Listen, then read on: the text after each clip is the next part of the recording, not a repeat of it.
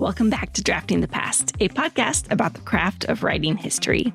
I'm your host, Kate Carpenter, and today I'm so happy to welcome historian Prithi Kanakamedala to talk about writing with me. Thank you so much for having me. Prithi is a professor of history at Bronx Community College, CUNY, and is also a faculty member at CUNY Graduate Center. She is an active public historian who has worked with a wide range of cultural organizations. One of the projects she worked on as historian and curator was for a wide-ranging public history project called In Pursuit of Freedom, and it included an exhibit at the Brooklyn Historical Society. Out of this project emerged Prithi's new book, Brooklynites, the remarkable story of the free Black communities that shaped a borough. I was so excited to talk with Prithi about the relationship between her writing and her public history work, and how she sees her role as a historian in a relationship to the communities she studies. Enjoy my conversation with Dr. Prithi Kanakamedala. Actually, pre-academic career, pre-coming to CUNY, way back when, dinosaur years ago, I actually had no interest in higher ed or academia, and was training as a playwright in my early 20s in London.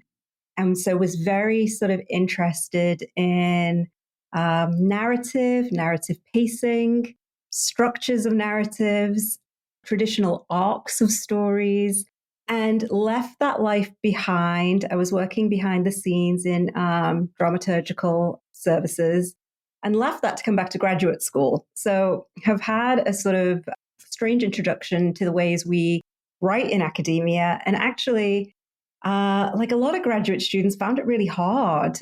I love, like everybody else, huge amounts of admiration and respect for brilliant public intellectuals and huge thinkers like Gayatri Spivak. But in graduate school, so moved by the writing and the readings we would do, but could never emulate or copy that kind of writing. It just was not my style. So fast forward 20 years, obviously I have been in academia for a while now. And I have to say the freedom that comes, I think, with working your way up that tenure track sort of scale and getting tenure or getting promotion, I just felt it, and also just becoming older in general, I just felt really emancipated at some point to be able to write in a way that both seemed true to myself, and I don't mean that in any kind of like cheesy, like authentic voice type way, but felt true. Like, this is what Prithi Kanakamedala sounds like when she writes about people from the past. This feels true to me, but also honors, and this is what I hold really sort of dear to myself as a scholar, really centers and honors public audiences in that writing. And by that, I mean the litmus test for me is my own mother, for example. She is, and again, I'm not trying to give you a quaint story, but she's a great example, I think, of somebody who left formal education at 16, never did the higher education thing, fiercely intelligent, can run circles around me, but the writing has to be clear for her, and not just for her, for anyone. So I think my litmus test is always, and my ideal reader is, can my mum understand this? Can she follow the writing? Is it moving her in ways that it moves me? And so that really is sort of a very condensed trajectory, but a way in which I think I have felt freer as a writer. And also, I think just moving back to more creative ways of writing. So it's become completely normal now. And I think the pandemic has really sort of increased or encouraged it, but going back into writing groups, right? Working with other writers, academics who maybe are working on completely different things, whether that's discipline or time period. But that notion of being in community, I think, is one that certainly did not exist when I was in graduate school. I found my dissertation such a lonely experience. It was pre-Zoom, it was pre sort of the internet being a thing. So I think all of that feels very full circle for me. Well, I want to dive in just to the sort of practical questions of writing. So first off, where and when do you work? I do not have a very sophisticated answer for this. I am the parent of a very young person, under 10. So I write whenever I can. And I know I'm listen to all sorts of podcasts with writers that I greatly admire, and it's you write every day. That does not happen in my world. I also, I teach, I grade, I write emails, I write plenty of emails, but I don't get to write every day. But what I can sort of share is during the writing of this book, Brooklynites, I really did, I benefited greatly from being on sabbatical. That's one. And the second one is when I came off sabbatical, because of just my stars aligning and funders, funding this kind of work, I wasn't in a classroom. And so I really did get a kind of rhythm to it. So my writing partner on the book is the brilliant scholar Gabrielle Bendini-Aviani, whose book Cities We Need is out now too. And we wrote together via Zoom, and it was lovely. We're both, again, parents to young people. So we'd start off with like, well, here's the trouble with school, or here's the trouble with what we're doing. And then even though we're writing about different time periods, different sets of concerns about how we make our cities, we're really sort of writing about similar themes, I would say, which is how do we as ordinary people be in community with others and create the kind of city we want to live in? And, sure enough, that professional advice is the more you write, the better you get at it, or the easier it becomes, I would say is very true. So that 1 year sabbatical, we wrote consistently. I think it was every Tuesday, Wednesday, and Thursday.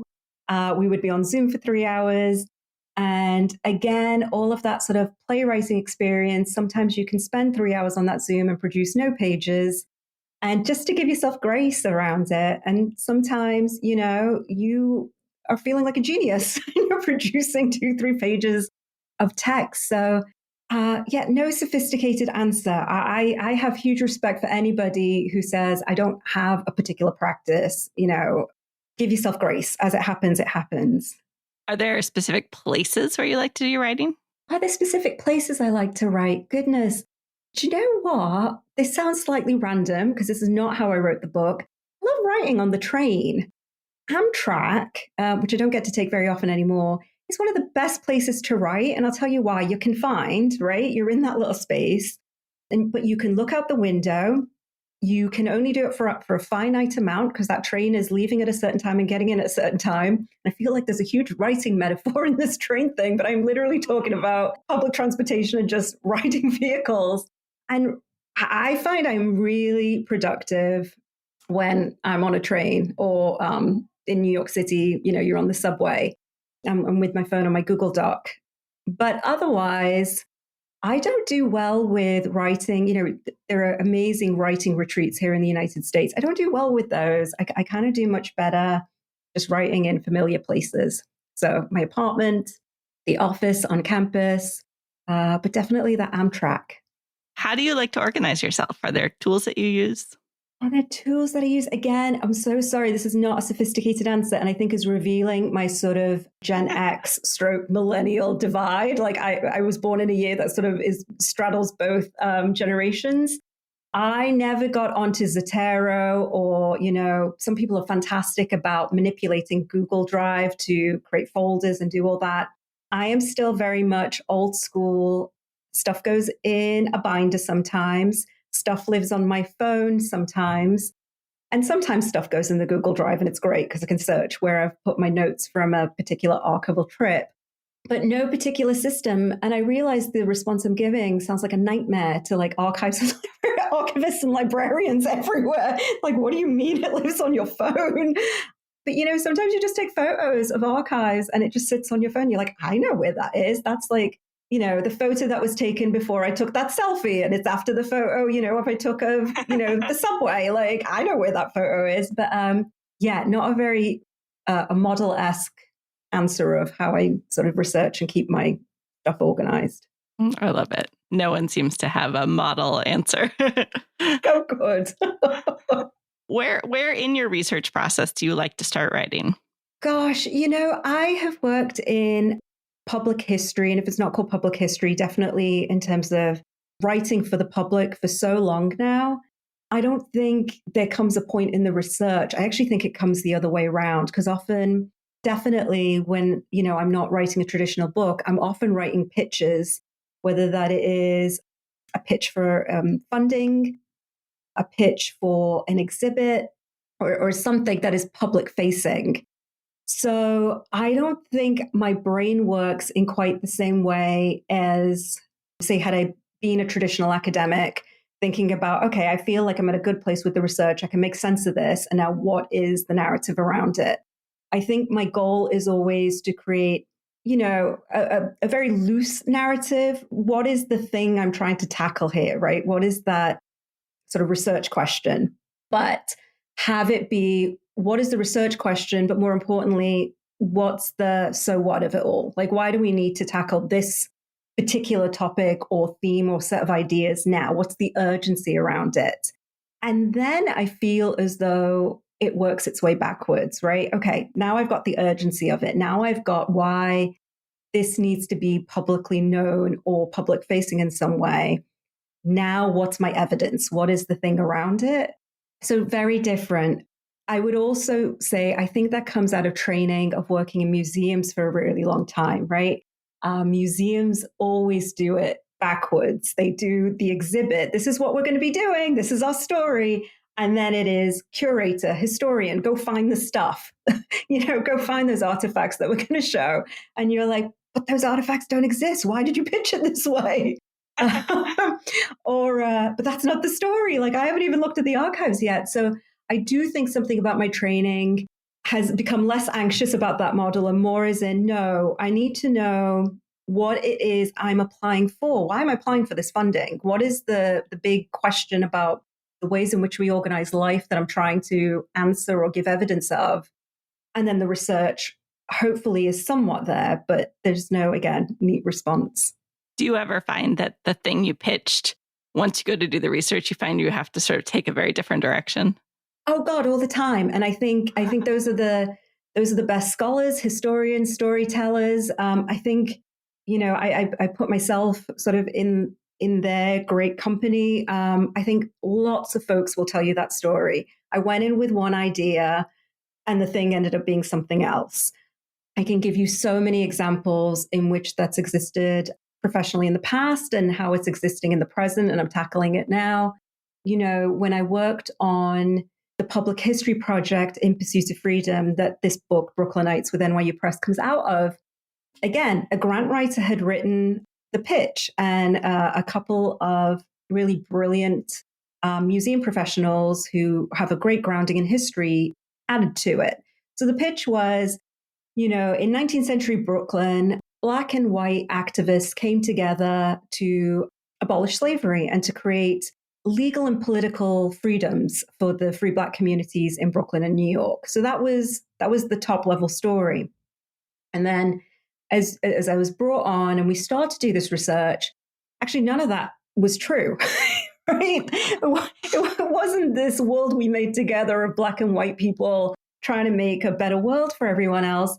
It was a much more radical and I think truer story of how life works, which is it was people of African descent in Brooklyn who were pushing forward the promise of democracy, which was, we have this whole American Revolution. We have all these lofty ideas about freedom and independence.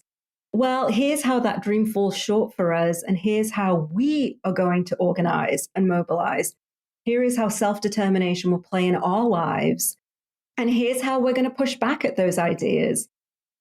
And I think trying to push that narrative, which sounds honestly so quaint now in a sort of after George Floyd and after Black Lives Matter, you're like, well, of course that would have been the story, was actually a little bit radical 15 years ago of saying, yes, the abolition movement in US history is about Black and white historical actors coming together, but actually Brooklyn tells a completely different story. So that happens all the time. I have an academic essay about another person that I'm writing about, George DeGrasse, who has in the census that he was born in Calcutta. And, other historians, people who I greatly admire, Carla Peterson, Craig Wilder, have talked about George DeGrasse being Hindu. He's from India, he's from Calcutta, he's Hindu, and he's listed in the census as Hindoo, Hindu. And as I was doing my research around him, I was like, oh, I think the Hindu bit's just a catch-all interchangeable term with Indian. And that this man might actually have been Muslim. and then you pick it apart. And I never really questioned the Calcutta bit because it was on the census. And I was like, well, he could have been from Calcutta. He could have been from any part of India, but he made himself legible, and I'll take India.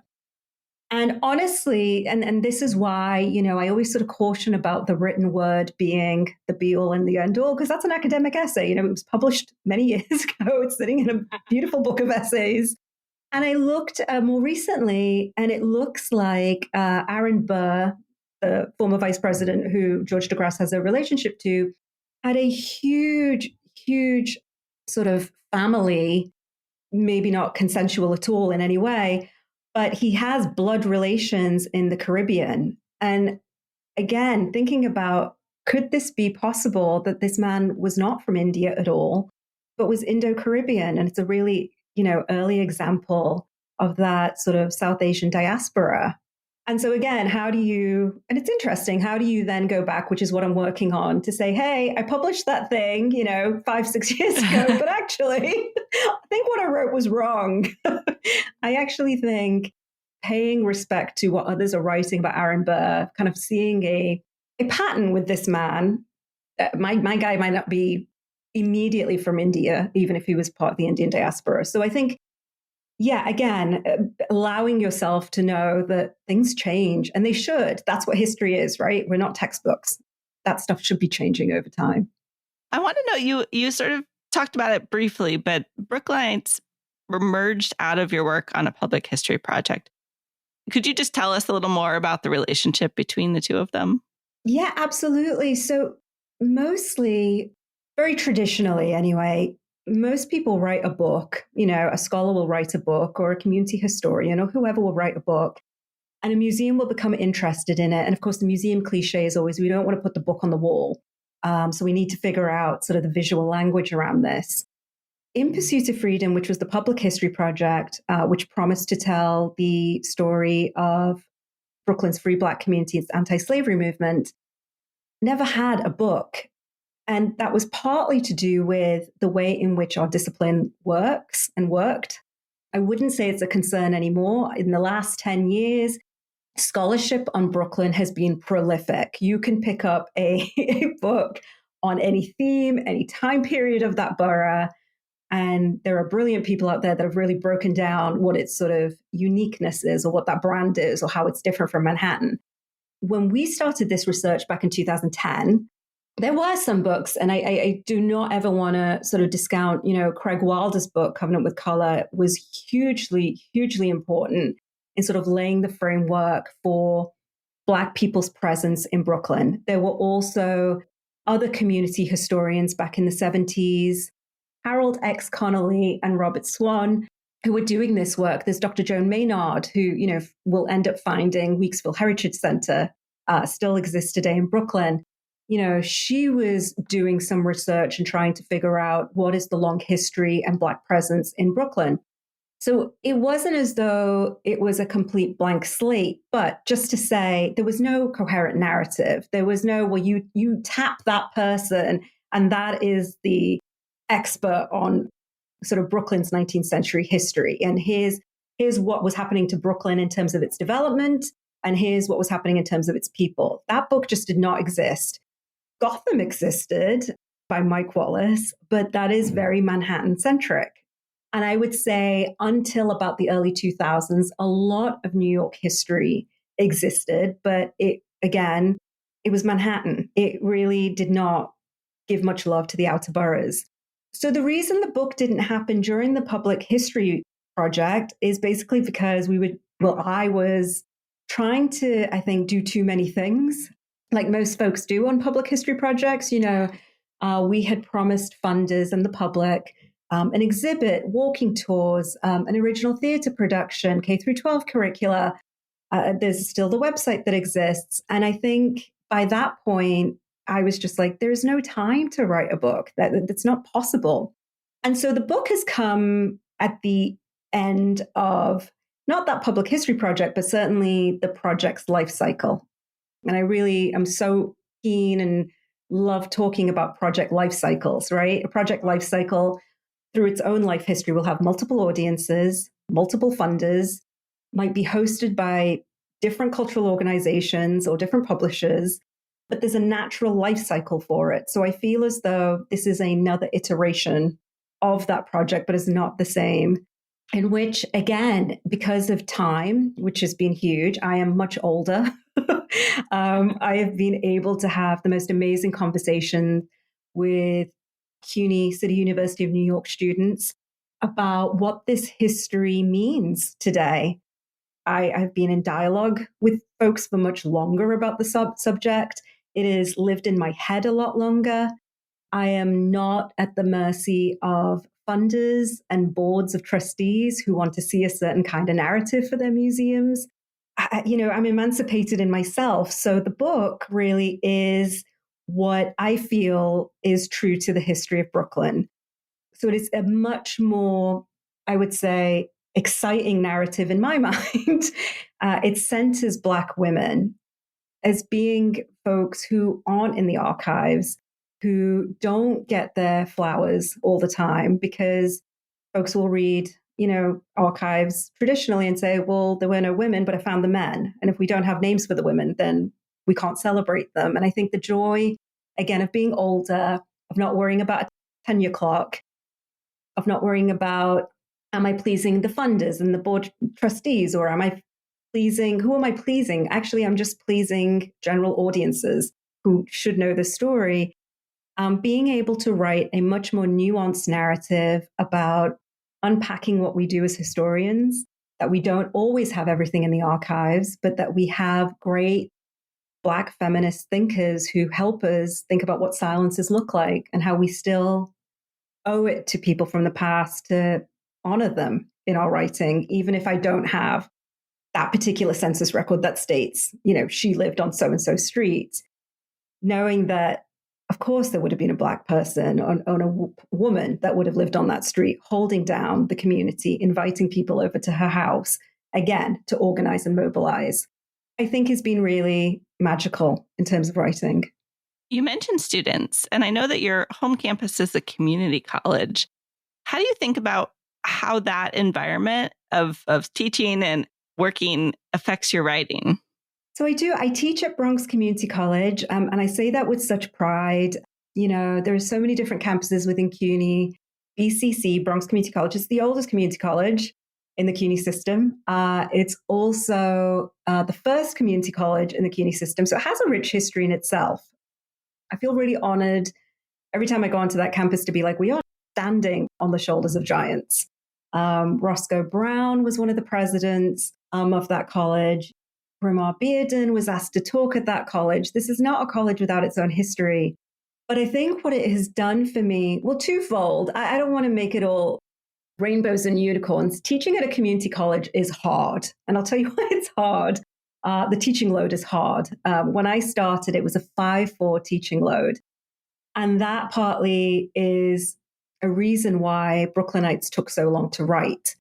You cannot be lesson planning, curriculum planning, syllabus planning, and teaching in a classroom, following up with 25, 30 students per class, where you have their back. And, I'm always like a huge cheerleader. Like I want every one of them to succeed, and then go home and start writing. Like that's just, it's not feasible. So I think what I did, certainly for the first 5 to 8 years of being tenure track, was, okay, I have to teach this survey course on US history.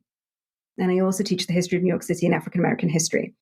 And I acknowledge that these students might never become history majors. And for some of them, I am literally a block on which they have to get around in order to just get out of there and go do something amazing with their lives. So it really did become, again, thinking as a public historian, how do I invite them in to think about why this history matters? The sort of, so what? Like, I'm excited about, I found this woman, Mary Wilson, who owns her crockery store on Atlantic. How amazing is that? But what's that got to do with somebody who needs to get to work after my class? Like, what do they care? They live in the Bronx. And if you know New York City, people don't travel between boroughs, like to go to be in the Bronx and think about Brooklyn, it's just like, why are you asking me to think about Pittsburgh? Like, it is so alien that it doesn't happen. So I think what it did for my writing was it improved my writing because all of a sudden I had an audience in which I was needing to make the connection, not necessarily for them, but invite them to the connection of past is present. And for me to become crystal clear about what that connection was. So not just me saying, well, Black women's activism is important. Of course it's important, but why is it important? Who can I show as somebody, an ordinary person in my research that invites my student in to really take that journey with me and to start thinking about these students' lived experiences as honestly, they are the recipients of many of those systems of structural inequality and racism. Many of those Bronx Community College students, lived in neighborhoods that were redlined for decades and maybe don't formulate their neighborhoods in that way, right? That they know it was redlined and they can point out the map, but have a really sophisticated notion of structural inequality is what has impacted their lives, and that is what they're navigating. So I think in terms of thinking about my writing, it was, again, just honing in and becoming really clear that this is a story about the past, but it lives in our present. And I think there is no better audience than CUNY students for a start, but definitely our community college students who will challenge you in the most beautiful ways, make you question why is this important to me? And not I don't mean that in that kind of Gen Z, like, so what, it's all about me, but as in, right, you are a historian, so you're excited about this. How are you going to invite me in to this narrative and have me understand why it's important to understanding the way in which I'm making life right now? And so I do say in the acknowledgements, even if the book is about Brooklyn, it's about the 19th century. It is about that amazing free Black community that lived there and that mobilized. Honestly, my students' voices are throughout in thinking through a lot of the themes and why it should matter to any of us today. One thing I really enjoy about the Brooklynites and that I think does invite people in is how much it kind of has the feel of an exhibit still.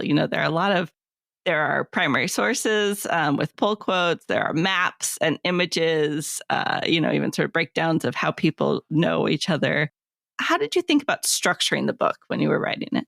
Thank you so much for saying that, by the way, Kate, because that was intentional. I was like, I don't want other people to feel like, oh, she didn't have anything to say, so she just put the whole archival source in there and never edited it. And I'm like, no, I did that on purpose. Like, I know how to edit archival sources. I wanted that book to feel like somebody was buying a piece of Brooklyn, if that makes sense. Without it sounding gross and capitalistic. What I mean by that is Brooklyn is such a brand now. As somebody who did not grow up in this city, I can tell you, when I go home to Liverpool, there are T-shirts with Brooklyn emblazoned across them in the most, like in H&M, right, in the most mainstream of stores. And you're like, what does that even mean? And so it was intentional twofold. One was to have folks feel like I am buying a piece of Brooklyn's history. Like, here are the maps, here are the things people have written about Brooklyn. And then I have a narrator, which is me, hopefully guiding them through some of it. Almost like a walking tour, right? We're going to stop here and then we're going to look at this. And here's what I have to tell you about the significance of this place. That was one intention, having it feel like it's very much on purpose for the public audiences, very broadly defined. The other side of that was my educator brain, which is, if you're going to make these lofty things in a classroom about, well, the reason people hate history is because you've been learning through textbooks and I'm going to, radicalize all of you. This is what a primary source is. Let's analyze them. I was holding myself to account and I wanted to have that same ethos and value or quality in the book as well. Meaning, yes, I'm going to be doing a lot of interpretation and I am going to obviously navigate some of this. Otherwise, this book could end up being, 800 pages, which nobody needs. But I do want to show you, here is the evidence. Here is what exists in archives, which, no diss to archives and repositories anywhere. A lot of our archives and repositories rather in New York City are public. But can the public get to them? Well, that's a whole other question, right? If you're working so many hours a week, your first inclination is not going to be, I'm going to pop down to New York Public Library on Fifth Avenue and pull out the archival collection of so-and-so. So it was very intentional. It was about bringing the archives in whole to the public and letting them read what has been written about Brooklyn and what they can find visually about Brooklyn in that time. And my toolkit in terms of narrative is I am a curator, I think visually. And so if it feels sort of like an exhibit, I think that's because those are my parameters in terms of storytelling. I'm like, okay, we've got the written stuff, we've got the visual stuff, and then I'm guiding them through as if it's a curatorial tour. And then the last bit was really, and it was like a 20-year reawakening because I've not done playwriting since my mid-20s. I never went professional with it. I ended up going into the dramaturgical side. But it was remembering, I have this whole cast of characters and I want to celebrate every single one of those Brooklynites. But in terms of being able to read those stories and navigate those stories, you need to make some narrative choices. And so that is how I sort of fell upon, well, why don't we center it around families, both biological ones and chosen ones, and think about these families as not being ones that are exceptional or ones that they did something different to everybody else, but actually Prithi Kanakamedala has had to make a choice in who she is focusing on. So here are 4 families that I'm going to sort of center these chapters around, but I'm inviting you to think about their neighbors, their extended families, their chosen families, and everybody else that's going to get mentioned. So yes, those were the sort of narrative choices in going into it. To talk more concretely about how Prithi brought this history to life on the page, I asked her to read an excerpt from Brooklynites. For a little context, this excerpt comes from chapter 5 of the book, which opens by placing the reader on Brooklyn's Atlantic Avenue, putting the historic development of the street in the context of what a present-day viewer might see. Here's Dr. Prithi Kanakamedala reading from Brooklynites, the remarkable story of the free Black communities that shaped a borough. In 1852, Atlantic was still 2 decades away from morphing into an avenue, but its radical transformation from dirt road, surrounded by cornfields, to busy thoroughfare in less than a decade provided new opportunities. That year, 30-year-old Mary Wilson opened her crockery store at 66 Atlantic Street. Located in a fashionable shopping district, her store was in a busy area of the city, with further commercial and industrial activity as you headed westward.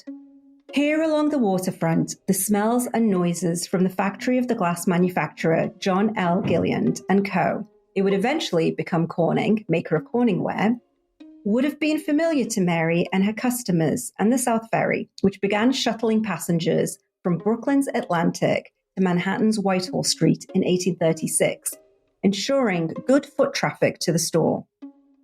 Given these factors, it is more than likely that Mary's store served Brooklynites and New Yorkers of all races and ethnicities. As a crockery store owner, Mary was part of a long history of entrepreneurial Brooklynites, fulfilling their neighbors' every dining need. Crockery, particularly china, was a luxury of the rich, especially in demand by middle and upper middle class New Yorkers and Brooklynites in the mid-19th century.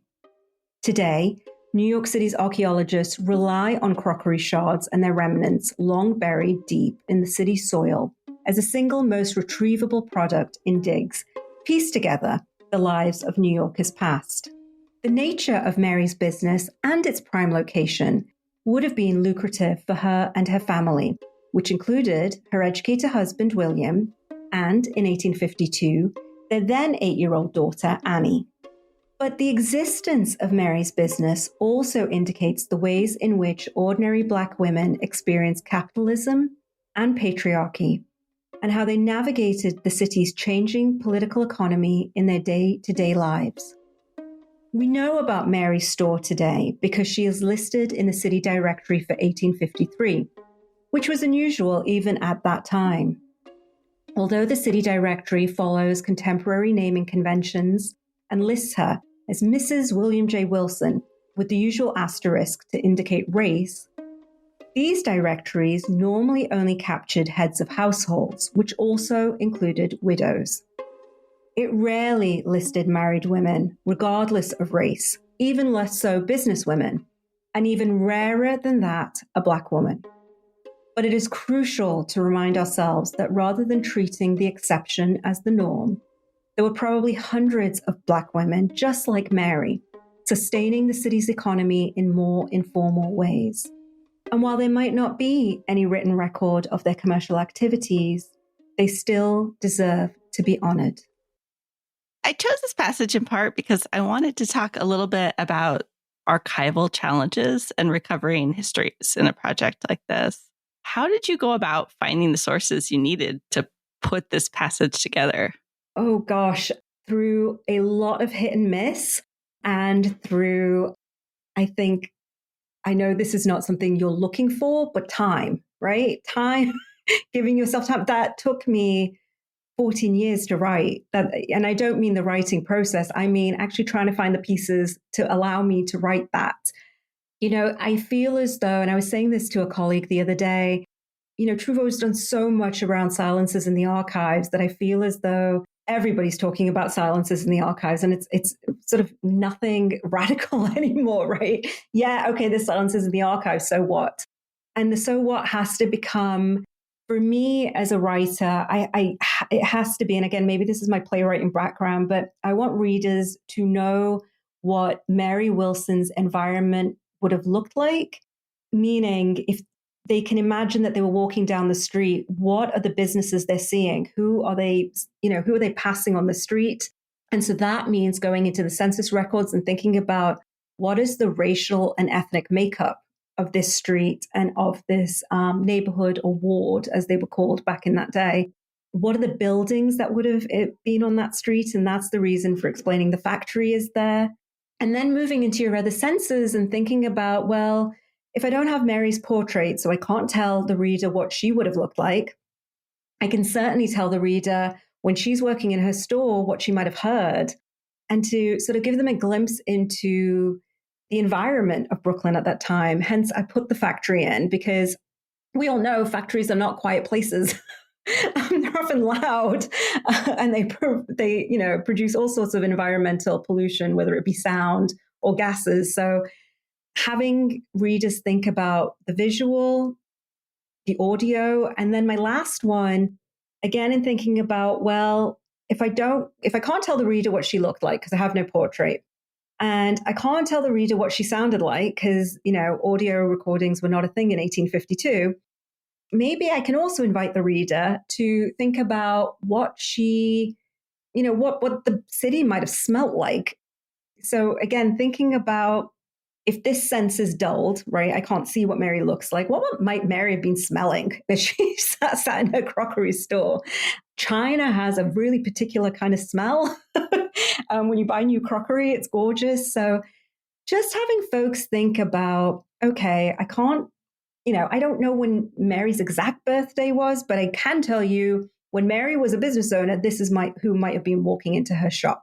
I can tell you, again, something that you might be of familiarity to you. If you live in Brooklyn or New York, you know what Atlantic is.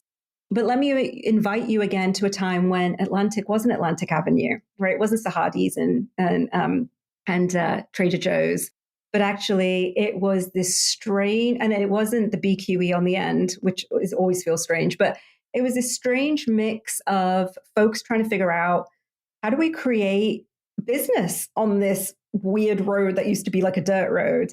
How do we make it that is one both for consumers and for wholesale consumption? And how do we learn to all live alongside each other? So again, looking at, in terms of primary sources, looking at maps, looking at atlases, looking at census records, looking at city directories, looking at, what else did we look at? Looking at, are there any paintings, engravings of that particular area of Atlantic at that time?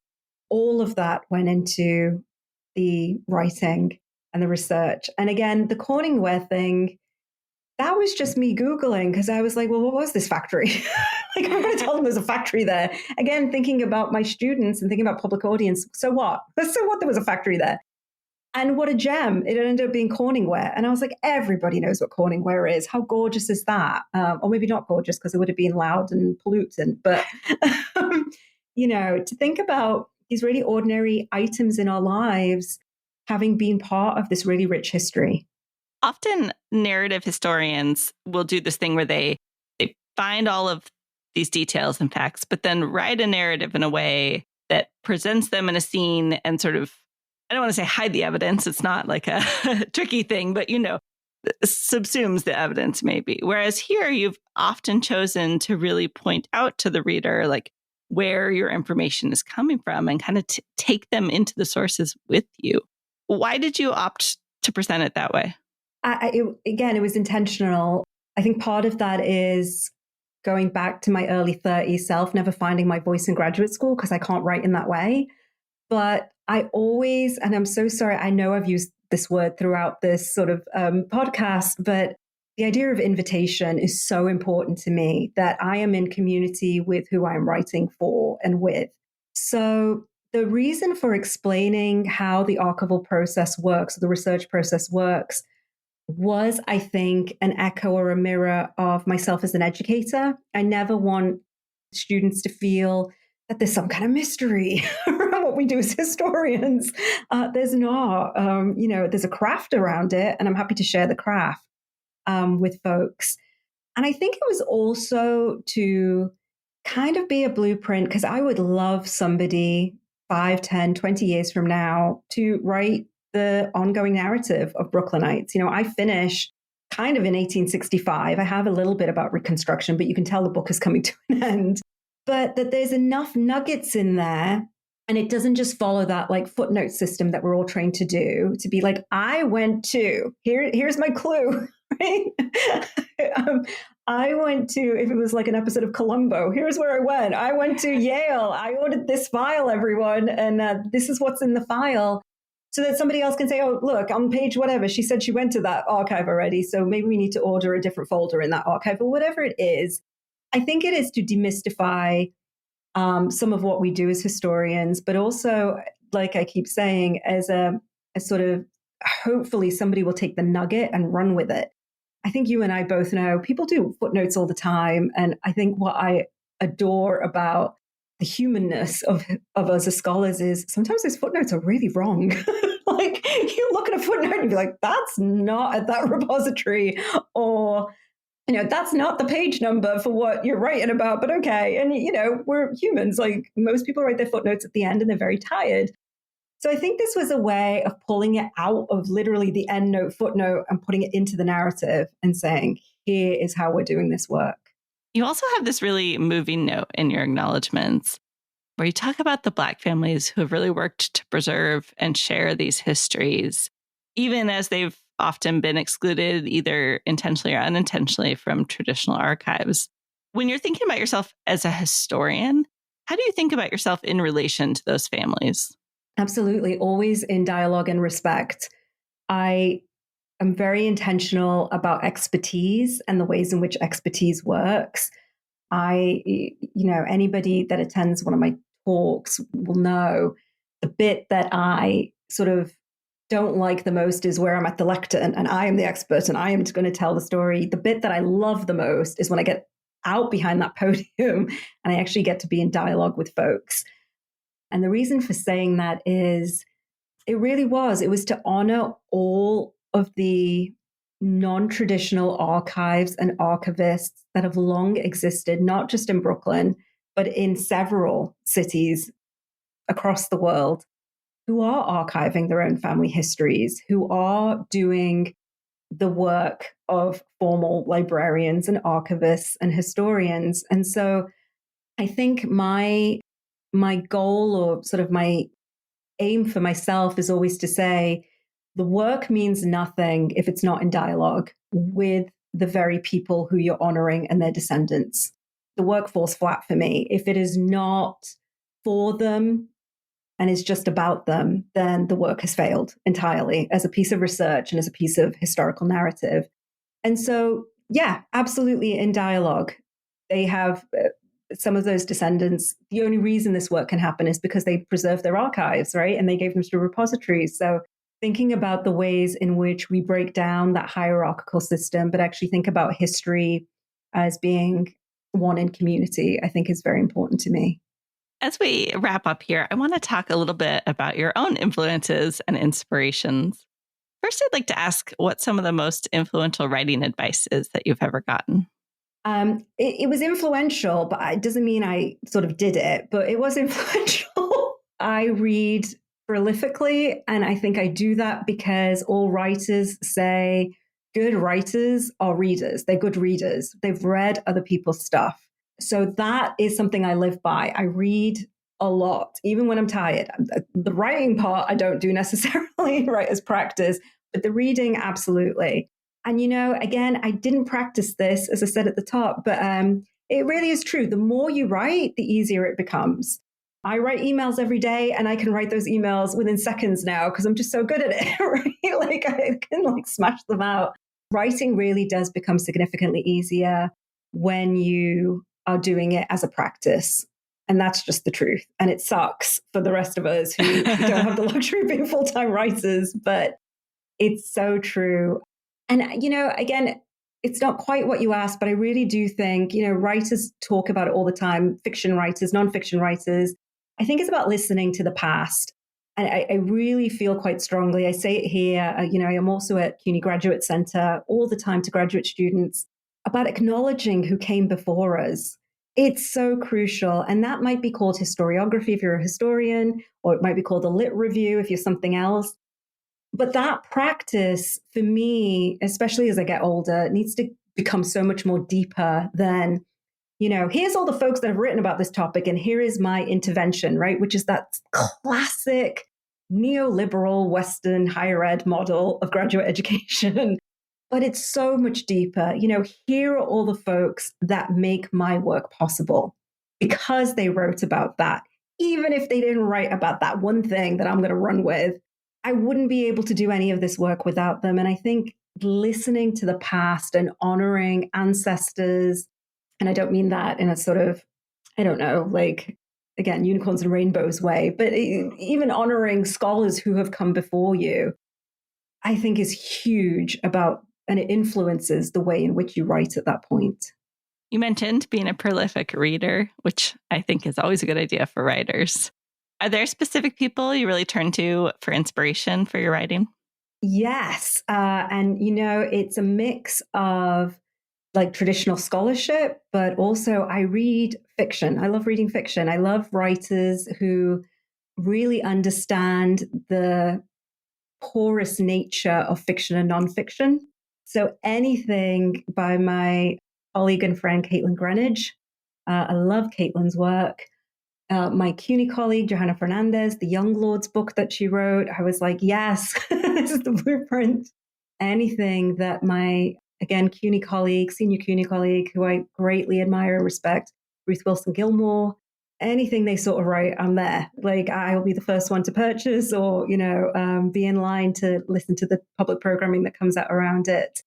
But really, I don't know, I just love consuming stuff about New York City's history in general. So although I said I was a prolific reader, I also love going on the walking tours, the ways in which, Kamau Ware for Black Gotham Experience will construct narratives, which of course come out of thinking about the script and writing, all of it. I just love the city. And I just am a huge consumer of anything that's written about this city. Before I let you go, I know you were in the midst of celebrating and talking about Brooklynites and this end of sort of the life cycle of the project, which I think is wonderful. You also strike me as a person who has a lot of different projects maybe in the works often. Are there other things you're working on that you'd like to talk about a little bit? Oh, thank you so much, Kate. That's so kind of you to ask. Because there's a couple of others, but like, I do not want folks to feel like, oh, she's prolific, like she has all these great projects. I'm like, no, that nothing's being written. It's all up here in the brain at the moment. I would love, I'm clearly, was not born or brought up in the United States. I came here as a young adult. but I would love to return to where I was born and brought up, which is Liverpool. I grew up in the National Health Service. I grew up in a hospital. We had my dad was a doctor, and we grew up in hospital accommodation. And of course, always thought it was normal and have always, talked about it. And I realized as I get older, what a not necessarily unique, but different experience that was as a child. So I think returning, I trained in Atlantic studies. I was never an Americanist. So I think returning back home, literally and figuratively, and thinking about how do you write a social history of how that even came to be. So you're writing about the National Health Service, you're talking about deindustrialization and what it means to have been a young Desi family growing up in a hospital. So your neighbors were literally like geriatric patients. And that's who I would hang out with. So that is definitely one project. And as I mentioned, I'm returning to George de Grasse because I know I have got all of his history wrong. And to revisit that, I think, and just tease out what are some of the more sort of common histories that we all have when it comes to his story. Those sound wonderful. I can't wait to see what you are working on in the future. Dr. Prithi Kanakamedala, thank you so much for joining me on Drafting the Past. Oh, thank you so much, Kate. These were amazing questions, and I'm just so grateful. Thank you. Thanks for joining us for this episode of Drafting the Past. You can find a link to Prithi's book and the other books mentioned in this episode at draftingthepast.com. Drafting the Past is created and produced by me, Kate Carpenter, and if you get as much out of these conversations as I do, please consider making a donation at patreon.com/draftingthepast or leaving a review on your favorite podcast app. Your support makes all the difference in keeping this conversation going. Until next time, remember that friends don't let friends write boring history.